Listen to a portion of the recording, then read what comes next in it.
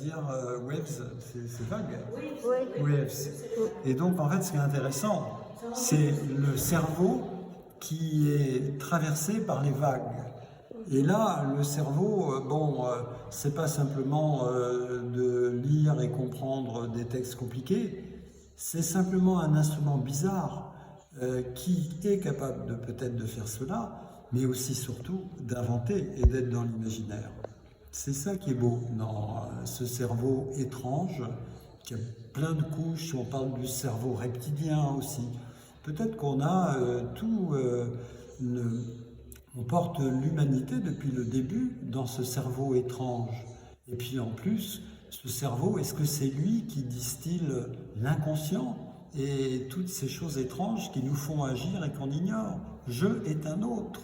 Mais quel autre? C'est ça qui est intéressant dans cette carte.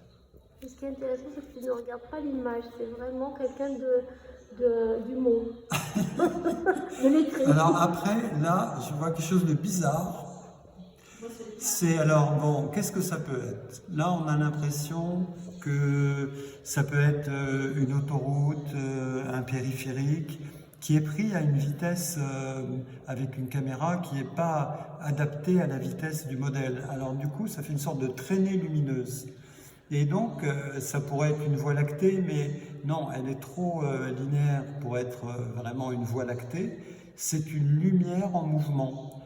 Mais peut-être que derrière là, cette approche, on est peut-être dans une voiture, mais peut-être qu'on voit la mer quand même qui est à côté.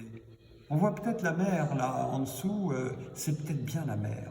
Et du coup, là, c'est une ouverture aussi.